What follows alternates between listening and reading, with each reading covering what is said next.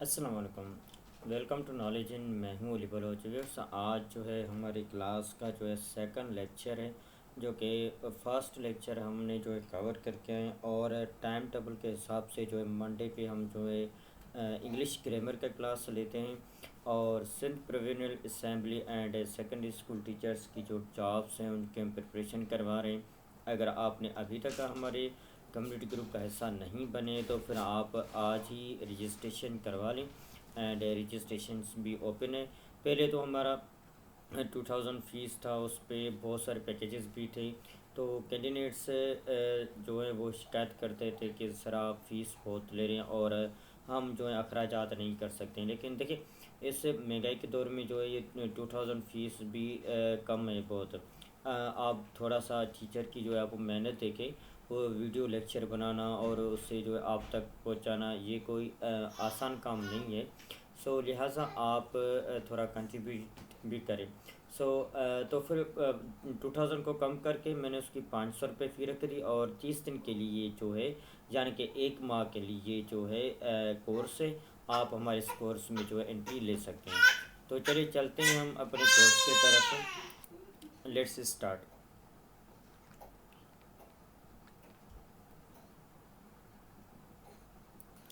अगर आपने हमारे पिछले लेक्चर नहीं देखा है तो आप ये लेक्चर ज़रूर देखें। इसमें जो मैंने मुकम्मल तौर पे बताया कि सेंटेंस क्या है और सेंटेंस किस तरह से काम कर रहा है। ठीक है, तो आज जो हमारा इस लेक्चर का जो टॉपिक है वो है there are two parts of sentence. एक जिसको हम कहते हैं सब्जेक्ट एंड सेकंड है प्रेडिकेट। आज इसको ही हम डिस्कस करेंगे। तो सब्जेक्ट क्या होता है? The topic of the sentence. यहाँ पे सेंटेंस की थोड़ा सा स्पेलिंग गलत है, इसके लिए सॉरी। और doer of the action is called subject. देखिए, किसी भी टॉपिक के सेंटेंस को जो काम करे या कोई ऐसा एक्शन करे उसे हम क्या कहलाते हैं? सब्जेक्ट कहते हैं। फॉर एग्ज़ाम्पल तौर पे अभी मैं आपको कहूँ या मैं कह रहा हूँ कि अली जो है ख़त लिख रहा है। अभी यहाँ पे जो काम लिखने वाला जो बंदा है वो कौन है? जो डूअर ऑफ द एक्शन, जो एक्शन कर रहा है वो कौन कर रहा है? अली कर रहा है। किस बात का वो एक्शन कर रहा है? ये जो है लेटर है एक, जिसको टाइप कर रहा है वो क्या कर रहा है? अली इसको टाइप कर रहा है। तो इससे हम क्या कहलाएंगे? सब्जेक्ट कहलाएंगे। मज़ीद इस एग्जांपल पे हम समझेंगे। I am teaching you English. मैं आपको जो है इंग्लिश पढ़ा रहा हूँ। ठीक है, यहाँ पे अभी आप देखिए ये जो आई है, ये जो अभी है वो एक क्या है? सब्जेक्ट है। अभी इसमें जो एक्शन है, डोअर ऑफ द एक्शन है, जो काम कर रहा है, कौन कर रहा है? टीचिंग इंग्लिश है आपको पढ़ाने का, वो आई कर रहा है, मतलब मैं कर रहा हूँ। अभी यहाँ पे आई जो है वो सब्जेक्ट है और जो काम मैं कर रहा हूँ आपको इंग्लिश पढ़ाने का, तो इस लिहाज से इसको हम क्या कहते हैं कि ये क्या है? सब्जेक्ट है। सेकंड एग्जांपल हम ले लेते हैं ताकि आप और भी अच्छा खासा समझ सकें। She can cook many delicious dishes. अभी देखिए, जो डिलीशियस डिशेस बना रही है वो कौन बना रही है? शी बना रही है। अभी यहाँ पे आप जो है किसी फीमेल का अगर आप नाम देना चाहें तो आप नाम भी दे सकते हैं नाउन के तौर पे। फॉर एग्जांपल तौर पे अगर मैं कह दूं कि Sana can cook many delicious dishes है, सना जो है वो बहुत ही अच्छे सारे डिशेस बना सकती है। ठीक है, तो यहाँ पे डूअर ऑफ द एक्शन है, जो डिशेस बनाने वाला जो काम है वो किसके हाथ पे है? वो सना के हाथ पे है, शी के हाथ में। वो ही काम कर सकती हैं अच्छा खाना बनाने के लिए। ठीक है, तो हम एक और एग्जांपल ले लेते हैं, जैसे कि हमारा कॉन्सेप्ट क्लियर हो जाए। Honesty is the best policy. जो बेस्ट पॉलिसी है वो क्या है? वो एक ऑनेस्टी है, जिसे हम कहते हैं कि बेस्ट पॉलिसी है। ठीक है, आई होप, मैं उम्मीद करता हूँ कि आपका जो है सब्जेक्ट के बारे में जो है कॉन्सेप्ट थोड़ा सा ही क्लियर हो गया होगा। ठीक है, यहाँ पे सब्जेक्ट हमारा जो है क्लियर नहीं हो रहा है, इसको हम थोड़ा सा मॉडिफाई करेंगे, थोड़ा सा और भी इसको हम समझेंगे।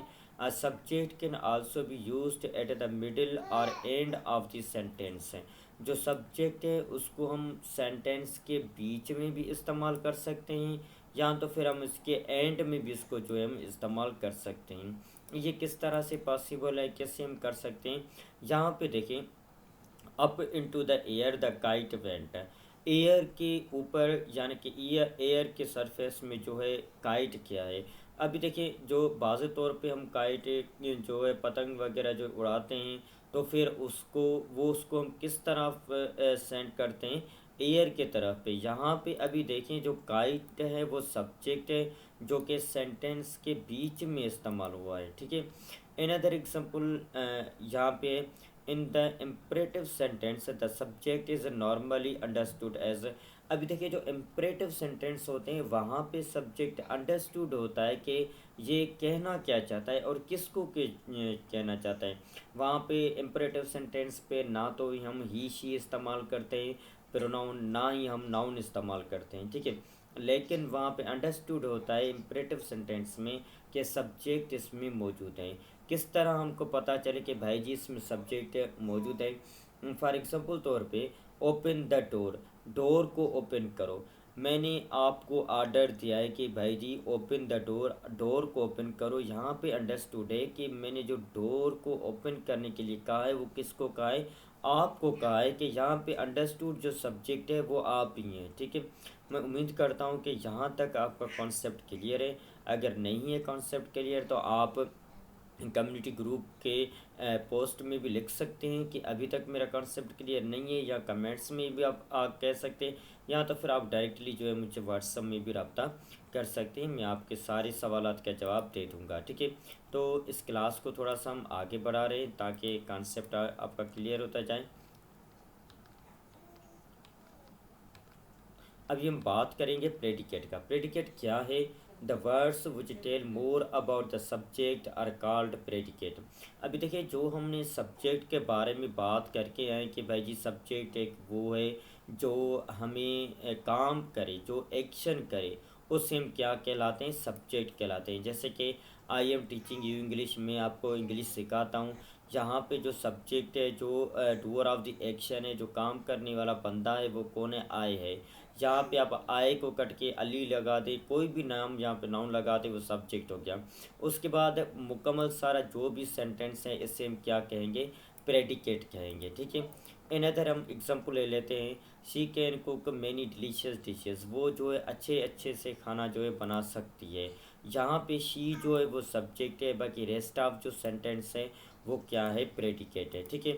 इन अदर एग्जांपल हम ले लेते हैं। Honesty is the best policy, यहाँ पे जो ऑनेस्टी है वो सब्जेक्ट है, बाकी रेस्ट ऑफ जो भी सेंटेंस है इसको हम क्या कहते हैं, प्रेडिकेट कहते हैं, ठीक है। ये आज का जो है लेक्चर था।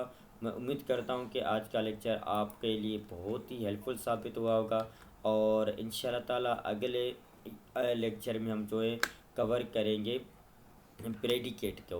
प्रेडिकेट के कौन कौन से 3 पार्ट्स हैं यहाँ पे मैंने आपके लिए रख भी लिए, जो कि वर्ब है, ऑब्जेक्ट है, एडवर्बियल है। वो इंशाल्लाह ताला हम थर्ड लेक्चर में इसको हम जो है कवर कर लेंगे। तब तक के लिए मुझे दीजिएगा इजाज़त। अल्लाह हाफिज़।